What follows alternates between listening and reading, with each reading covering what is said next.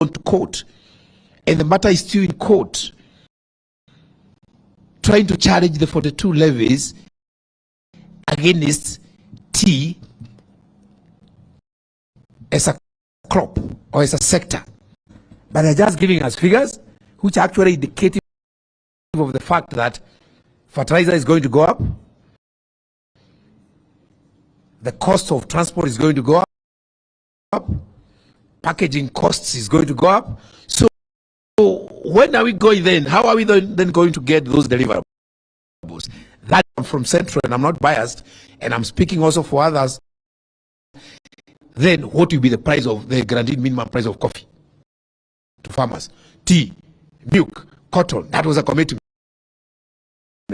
So they can do what they want, but then announce those prices as part of the finance bill. This is not the only finance bill. We are going to have other 47 finance bills from every county.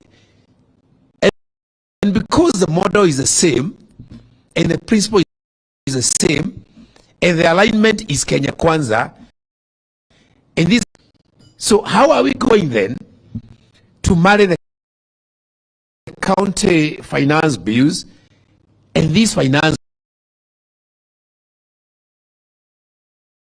bill, and then say this is the overall burden to our people? Because this is half of the burden, or partial burden. So someone need to tell us then, there is another one which is going to come from the devolved system to the average Kenyan of this bill. Because the other levies which are being discussed, and they have been encouraged, by the way, to make sure that they raise as much money as possible, because there is no money from Treasury. So as we look at it, we need to then assess finance bills so that we know the overall impact of this year's finance budget from both national and county governments. Thank you.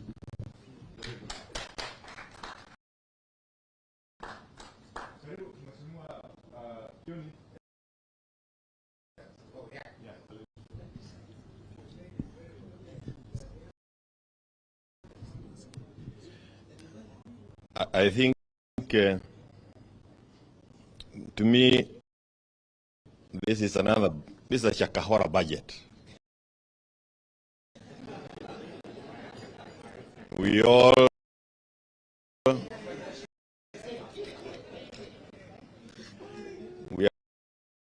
all candidates for Shakahora at this late now. And I wanted to say, when we talked about the 4-5 issues as Azimio, the cost of living, this bill deals with the cost of living. So when we were saying that before any talks take place, we needed to address the cost of living, you can see where the vision is, because if they are collapsed, then there will not be this voice on behalf of Kenyans. The voice of the voiceless will have been taken away, and they are still at state. And I think it is important that they are told they will not succeed. Speaks on behalf of Kenyans. You now can see them clearly trying to legalize corruption. When you say that you'll be taking to Parliament the minister to go and justify why he breached the law, and you provide that in a regime that is not keen on fighting corruption at all. In the whole of the presentations that we have had, I didn't hear any attempt to seal the loopholes. And if we seal the loopholes, I'm sure there will be a lot of money that can come back and be available to Kenyans for it to look at the IBC. The whole process of arriving at leaders. The leaders we have in Parliament and those who went through the window into State House and other places are now producing this. So if our process of electing people is not checked, it will, and that is clear from the kind of bill that has been led to us and the one we have been going through. We've been talked about Vision 2030. Now, and let me also say, when you have in Parliament, Mheshimiwa Wadai, % of fellas there, and especially from some legions, were all leagued in. They have no business leading these bills. They will just continue leaguing your lives out of anything useful. And that's what they are doing. Vision 2030, a country, a people without vision. That's what the Bible says. It's the three anywhere. So we are just people galloping in the dark. Haki ya Mungu, tuko kwa shida hapa. And again, as His Excellency has said, the universal health care through the widow. You are chased out of the hospital. My brother is a doctor and he was told, don't retain anybody in hospital, even after any whatever kind of operation, beyond 4 days. If you retain them beyond 4 days, wewe mwenyewe utalipa. So it's a question of whether you want to undertake these operations, is crazy. But there is one more thing that I think we need to focus on. And this is what I would help us and the Senate. Our Kinara has, the media has not picked it. The amount of money that is spent by Parliament moving from one country to the other.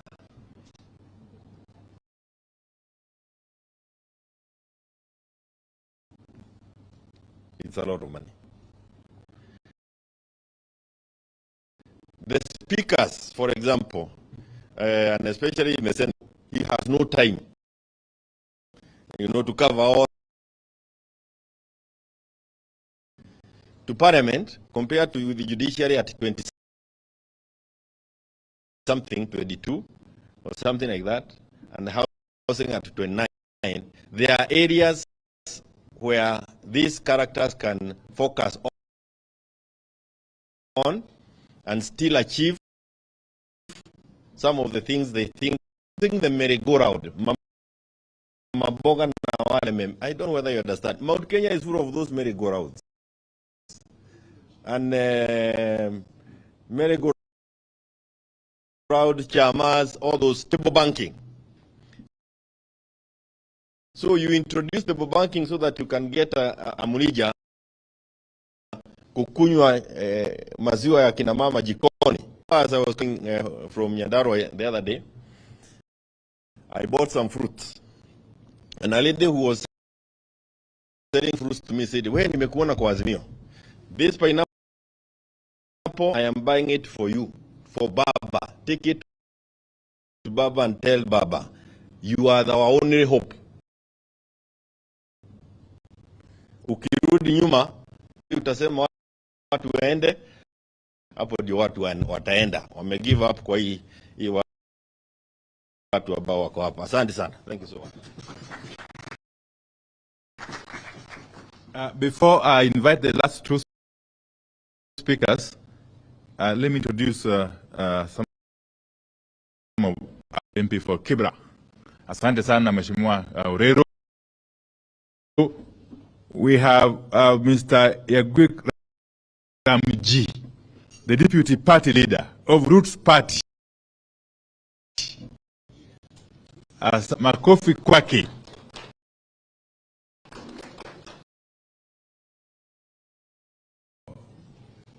Sheikh Juma Ngao and his colleague.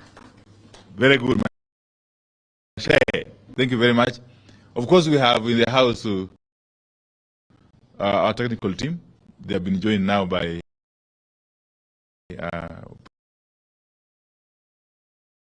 invite one of the Azimio National Executive Committee.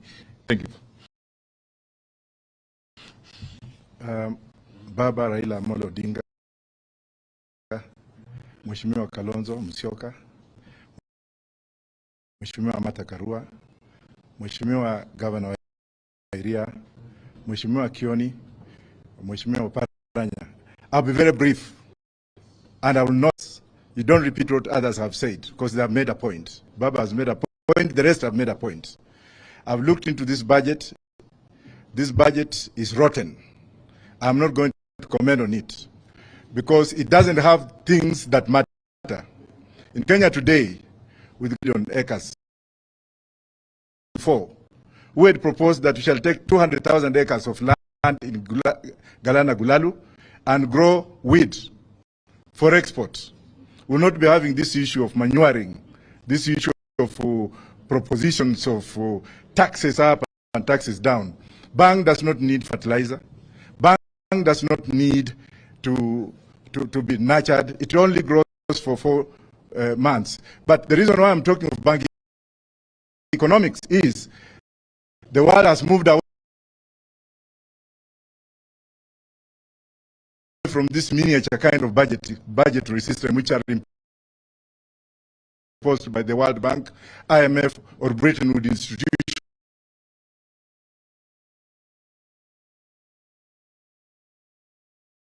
I, as a scholar of Bretton Woods institutions, that's law in economics, law and development, if you look at what Walter Rodney wrote, and I'm sure my friend Honorable Kalonzo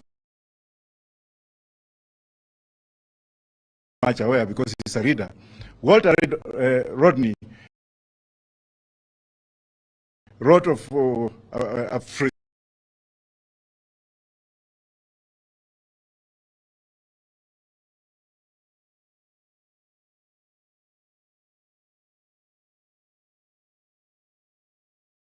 develop them. Renowned for women banking, cooperative women banking, a theme that has been taken over by Bangladesh, which is mixed with Islamic. We will not be talking on this everyday budget, every day. And I am one of you. I am also recognized wherever I've been in terms of intellectual scholarly work that we have contributed to Harvard, London School of Economics, whereby the whites use us to develop some conscience. Now look at these theories that we are talking about here. These are the kingdom theories.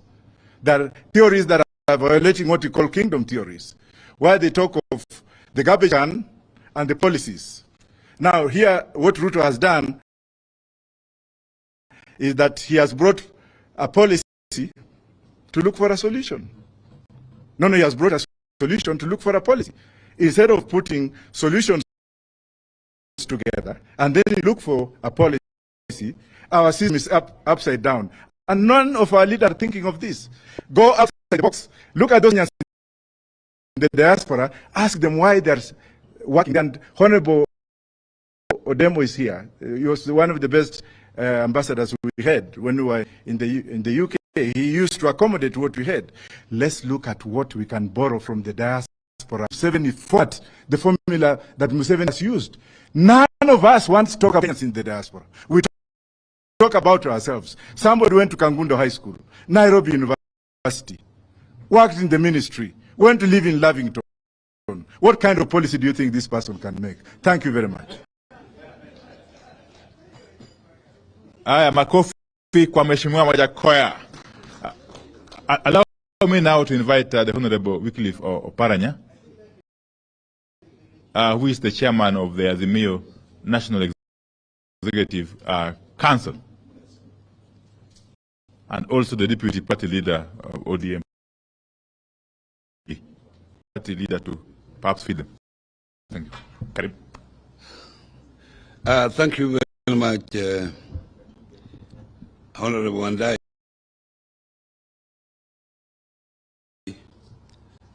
I want to apologize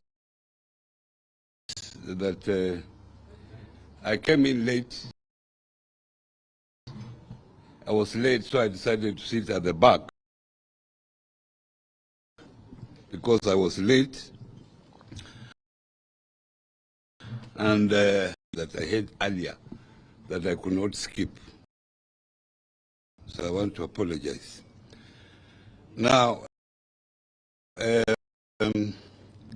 Wachakoyo said that my brother, that we planned bangi for export.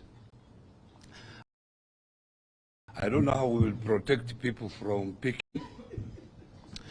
But let me tell you that one of the principles of taxation is simplicity. Simplicity is a key principle of taxation, understood by the taxpayer, that this is how tax will be calculated, and he can even calculate himself or herself and pay voluntarily, because it's very simple. And the second one, expensive more than even the tax itself, then that's not a good tax. So if you look at this taxation, they are lowering the threshold. There will be so many people in that net. Even Mama Mboga will be in that net. Then how are you going to collect that tax? Will you go around harassing Mama Mboga, collecting it? So that is going to be an idea even before. These are not RUTO's proposal. You know very well who put RUTO in power. These are the people who are telling him that if we are in power, you do what we tell you. That's all. I don't think even RUTO has this taxation bill. I don't think. It is just being imposed on him. And as you go through it, remember that. Now the finance that I picked up in the finance bill, that they are making a proposal to separate VAT on acquisition of going concern. That if you come and who are these people? You know, you acquire a company when you are rich. So if you are a rich man, you are coming to acquire Kenya pipeline. Why should I exempt you from that? You are going? Already these people are now targeting these companies to acquire them cheaply. Because how do you attract even investors to come and acquire already the existing company? To come and invest in new ventures. And they are already there. So note that. And I think that should also be picked up. Now I have a friend of mine who is in Uganda. He's a Ugandan, but he has sent me a message saying, let him pass the finance bill as it is. What is wrong with you people? You have to let him make mistakes. That should be your strategy. If you help him to make good decisions, how will you remove him? You are supposed to make a little noise for record purposes that you posted but don't make it too strong. What becomes of your talking point? And this is my last shot. Thank you.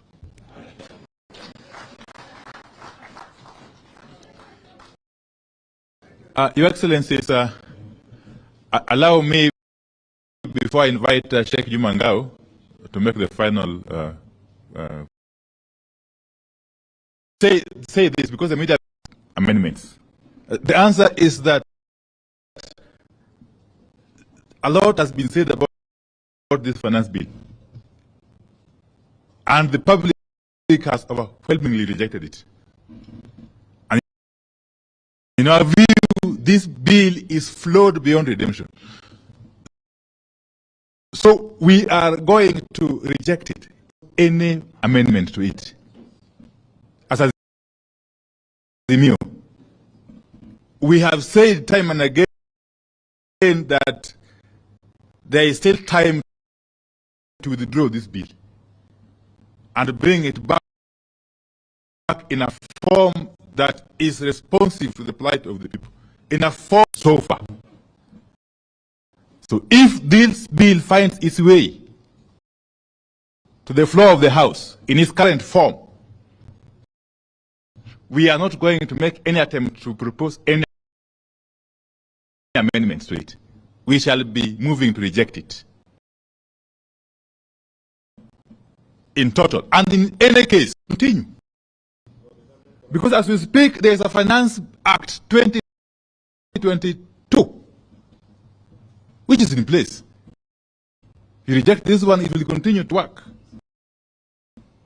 And therefore, that the notion that the matter of this finance is simply a mere bill, which we have said is flawed, is not acceptable, is overburdening Kenyans who are already on their knees, and therefore the only logic, and therefore with those few remarks, let me invite the Sheikh Juma Ngao.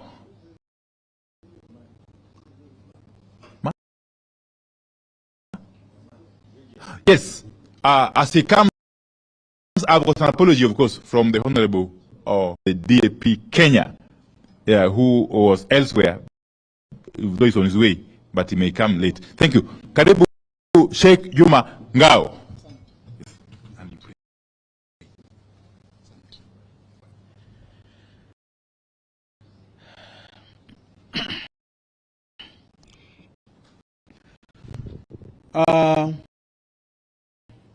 Mheshimiwa Rais wetu wa Azimio Baba Raila Amolo Odinga, naibu wetu Mama Martha,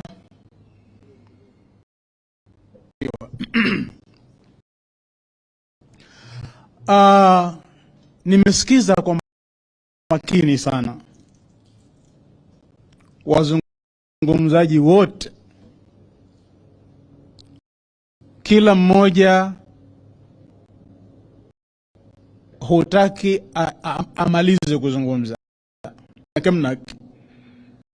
Tulifanya press conference Mombasa, tumeipinga hii bill, na ni baada ya kushauriana na wenye viti wa kaunti 47, tuliwaambia waulize watu, na majority of the Muslims katika kaunti 47 wakasema ambia chairman hii bili aipinge.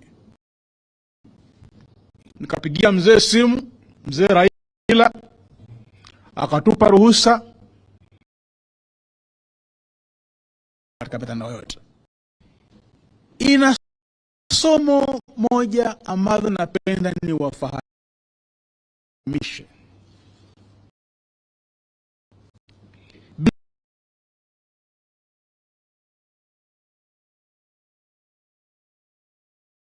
Binadamu wamegawanyika makundi manne,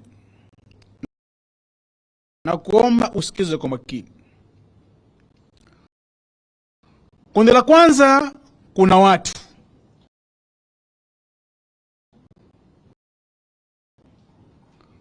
Kundi la pili kuna watu wengine.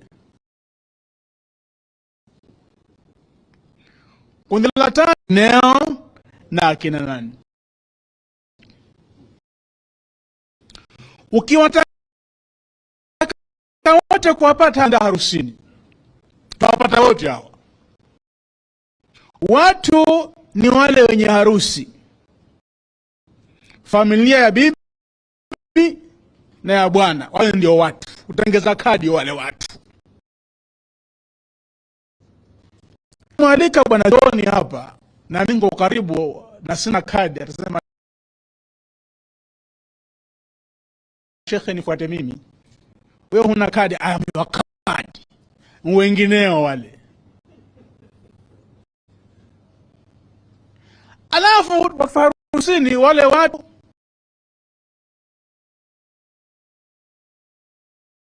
kuku, kachumbari, mapochopocho, sambusa,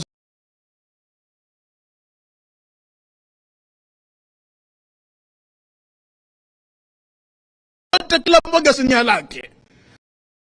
Manake watu wengine na wengineo. Kisha nje ya geti, nyinyi nani hapa? Hawajua mzee, sisi vijana wa mtaani hapa tunkuja, soga ndiye mbaya. Haya, kaeni sita. Watu 6 sinia moja. Haina nyama, haina kachumbari, haina sambusa, haina juice.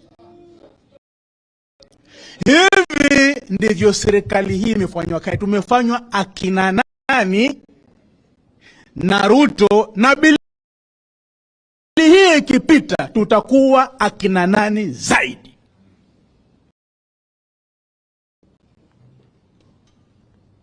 Sasa nikirudi katika theology, mimi si wakili. Utawala hauanzi sasa. Kuna watawala kwenye Qur'an na Bible wametajwa wa nguvu. King David alikuwa very powerful, akitawala binadamu, majini, mashetani, wanyama, hata upepo. Akitaka ruka mahali, Suleiman anaweka mkeka, anaomba dua kwa Mwenyezi Mungu, anaruka, akifika anashuka. Alikuwa very powerful. Akaja Firauni. Asa Solomon na David hawakumwasi, akaoa watoto wachanga wa Kiyahudi, akafanya uchumi wa Misri mbaya kama huu. Mbingu zikachukua hatua. Lipelekewa Nabii Musa, akaonywa, hakusikia. Akapelekewa kwa hatua kwa utawala huo, akadidimizwa Red Sea. Yeye jeshi lake. Sijui katiba yasemaje, raia. Ikiwa Mungu alipofsinywa na Firauni anachinja watoto, ameonywa na Musa, alidimizwa Red Sea. Katiba yasema nini ikiwa rais wa nchi anaharibu nchi kama hivi? Katiba yasema nini ikiwa rais wa nchi anafanya tuwe akina nani? Manake hii kipita, hutaweza lisha familia yako yote kila siku. Itabidi iwe sahani moja, watu 6 au watu 10. Yani kila tutakuwa akina nani, kila family Coast, Nairobi, sahani moja, watu 10 washikeshike, hawakushiba. Kama mtu anafanya taifa linakuwa akina nani, hatui watu, si watu wengine, si wengineo, tunakuwa akina nani? Mtawala akifanya wananchi wananchi kuwa akina nani. Katiba asemaje? Ni homework. Miss Wakili, assalamu alaikum. We have come to the end of this wonderful session. So unless there's some burning question, very burning question from the media, we shall be calling it a day.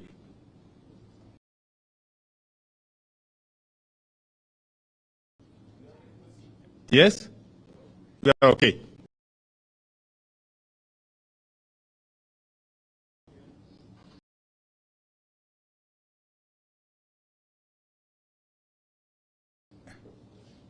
No.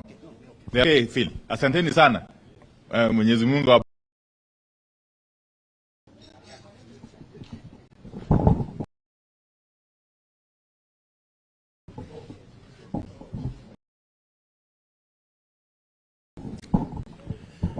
Thank you, Your Excellency, for finding time for this engagement. We encourage you to continue partake of the tea and the niceties that we have arranged for you. I thank you, don't be in a hurry to leave. Asanteni sana.